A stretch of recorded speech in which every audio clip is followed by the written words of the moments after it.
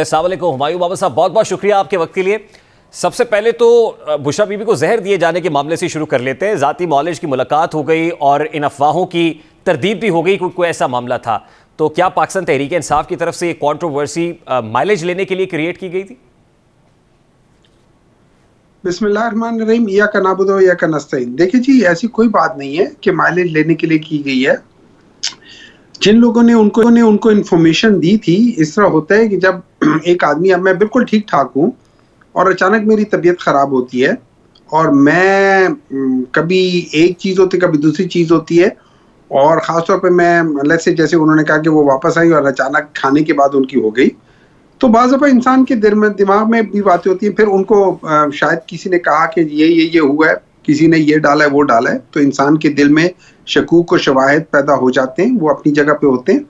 अब उसको नलीफाई करने के लिए सिंपल तरीका होता है, यही काम अगर आज से 2 हफ्ते 3 हफ्ते 4 हफ्ते महीना पहले कर लेते तो शायद ये अफवाहें जन्म ही ना लेती। जब ये लोग बहुत ज्यादा लगाते हैं तो फिर प्रॉब्लम होता है। अच्छा, एक और बात भी होती है, मैं फर्ज करें आज आपको कोई चीज खिला देता हूं, आप मुझे कहते हैं कि यार डॉक्टर हुमायूं ने मुझे ये चीज खिला दी है, गलत चीज खिला दी है और वो फलाना है। फिर मैं उसका वेट करता हूँ कि यार इसका हर एक चीज का हाफ लाइफ होती है। जो जब हम मेडिसिन यूज करते हैं हम उसको कहते हैं इसकी हाफ लाइफ क्या है। हाफ लाइफ का मतलब है वो आपकी बॉडी में से। सेनेटर साहब, बात ये है कि अब आप डॉक्टर हैं, जाहिर है मेडिसिन को बड़े अच्छी तरीके से समझते हैं, लेकिन इल्जाम बड़ी संगीन नौयत का था ना जो इल्जाम लगाया गया था, और अब इल्जाम जाहिर साबित नहीं।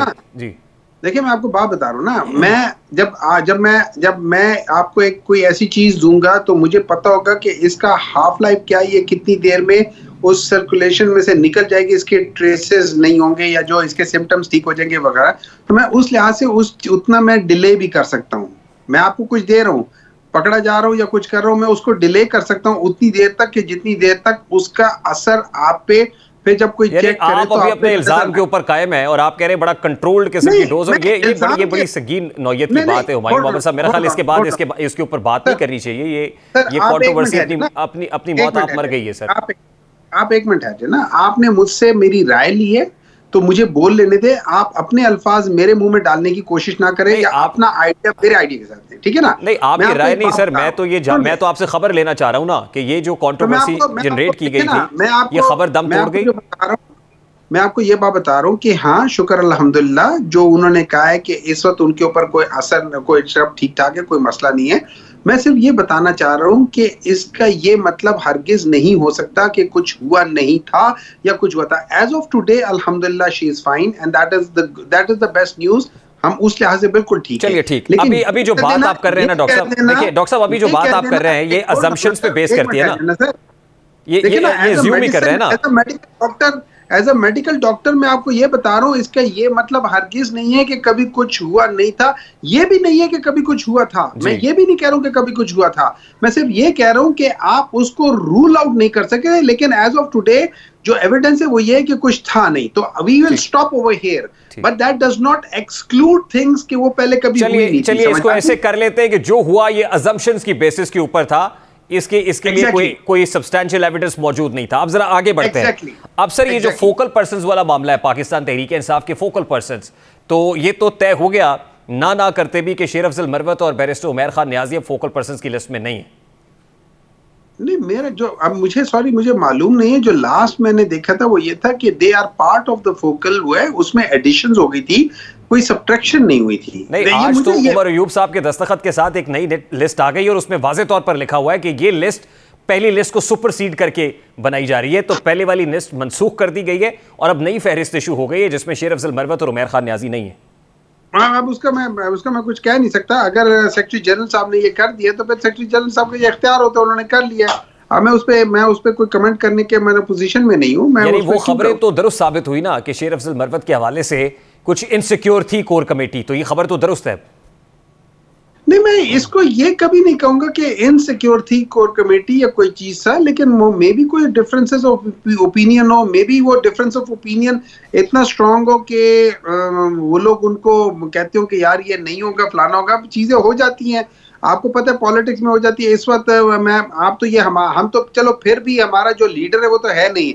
वहां पे आप देख लो, मियां नवाज शरीफ बैठे हुए, जरदारी साहब बैठे हुए, वहां पे आपको पता है जरदारी और बिलावल भुट्टो के दो तकरीबन अलग अलग है। बिलावल भुट्टो और जरदारी आपस में डायरेक्टली बात नहीं करते, या मियां नवाज शरीफ और शहबाज शरीफ के दरमियान के ग्रोथ में इतनी वो है कि आप देख लें राना सनाउल्लाह और जावेद लतीफ साहब क्या कह रहे हैं, वो सारे लोग जो मियां नवाज शरीफ के साथ थे वो सारे क्या कह रहे हैं, और वो सारे लोग जो मियां शहबाज शरीफ के साथ थे वो क्या कह रहे हैं। तो एक ये डिवाइड हमेशा होता है, इसका ये मतलब हरगिज नहीं है कि पार्टी मान लेना फिर कि डिवाइड तो है। देखिए डिफरेंस ऑफ, मैं इनको हमेशा डिफरेंस ऑफ ओपिनियन कहता हूं, हर एक के दरमियान में डिफरेंस ऑफ ओपिनियन होता है। घरों के अंदर जहां तीन बहन भाई यहाँ पे जो डिफरेंस ऑफ ओपिनियन है ना सर, यहाँ पे डिफरेंस ऑफ ओपिनियन जरा मुख्तलिफ नौयत का है। यहाँ पे तो एक दूसरे पर टाउट होने का इल्जाम लगाया जा रहा है कि कौन किसका टाउट है।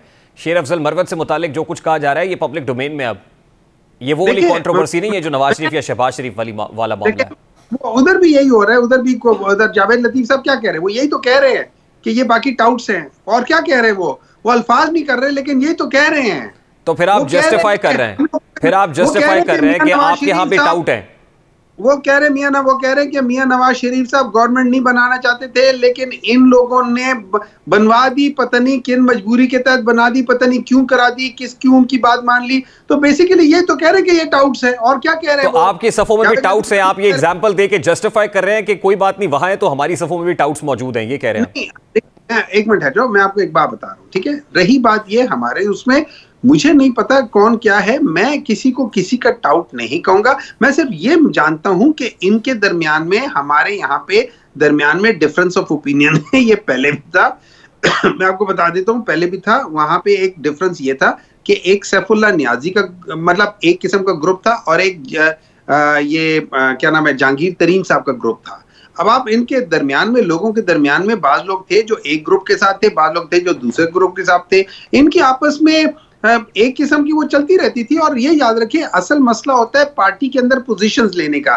तो वहां पे थोड़ी सी बाज दफा जेलसी समझ लें, बाज दफा आप कंपटीशन समझ लें, बाज दफा आप उसको लेग पुलिंग समझ ले, जो भी कर ले वो थोड़ा बहुत हो जाता है, अनफॉर्चुनेटली हो जाता है, हर जगह पे भी होता है। ऐसी कोई अच्छा, इस वक्त पोजीशन क्या है सेनेटर साहब? देखिए, कल सेनेटर सैफुल्लाह न्याजी की मुलाकात हुई खान साहब से, उसके ऊपर आपकी पार्टी के जो ऑफिशियल स्पोक्स पर्सन हैं उन्होंने कुछ इस तरह की ट्वीट्स की, रिस्पॉन्सिबल लोगों ने, कि सेनेटर सैफुल्लाह न्याजी की अगर मुलाकात इमरान खान से करा दी गई है और उनकी मंशा के, उनकी ख्वाहिश के बगैर कराई गई है, ये भी मेंशन किया गया।